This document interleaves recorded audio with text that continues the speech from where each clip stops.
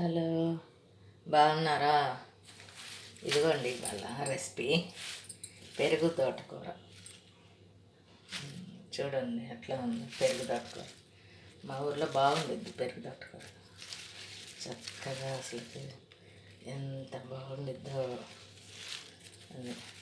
చూడండి అట్లా ఇవాళ పెరుగు తోటకూర పులుసు కూర.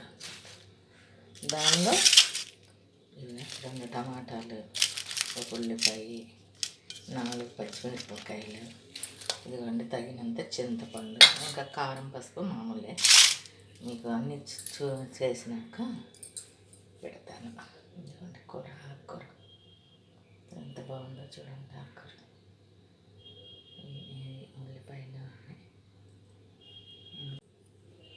హలో, ఇందాక పెరుగు తోటకూర చూపించాను కదా మీకు. ఇదిగోండి ఇట్లా కట్ చేసేసుకొని ఇట్లా గిన్నెలో వేసుకోవాలి. సన్నగా కట్ చేసుకుంటే బాగా తొందరగా ఉడికిద్ది అన్నమాట, బాగుండిద్ది. ఇదిగోండి టమాటాలు వేస్తున్నాను. టమాటాలు 2 వేసుకుంటే చాలండి, ఎక్కువ బాగోదు మళ్ళీ. ఇదిగోండి మిరపకాయలు ఇది కూడా వేసేస్తున్నాను. ఇదిగోండి ఉల్లిపాయలు వేస్తున్నాను. అన్నీ వేసి ఇవన్నీ తిరగమాతకు ఉంచుకుంటున్నాను. అంత అయిపోయింది. తర్వాత ఇదిగోండి కొంచెం కారం, కొంచెం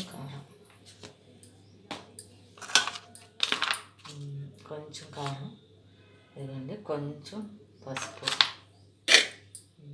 వేసేసుకొని చక్కగా నీళ్ళు పోసుకొని, ఇదిగోండి చింతపండు అది చక్కగా నీళ్ళు పోసుకొని, అది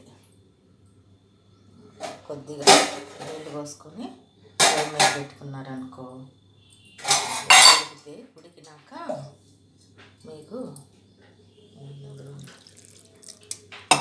ఉడికినాక మీకు తాలింపు పెట్టేటప్పుడు చూపిస్తాను. ఇదిగోండి తోటకూర ఎనకండి బాగా. ఇంకా మనం ఇవన్నీ తాలింపు గింజలు అన్నీ పెట్టుకున్నాను. తాలింపు వేయడం, ఇంకా తాలింపు వేస్తే అయిపోయింది. ఇది తాలింపు వేసుకొని వేడివేడి అన్నంలో తోటకూర వేసుకొని తింటే చాలా చాలా బాగుంటుంది. వేస్తున్నాను, ఇవన్నీ వేస్తున్నాను.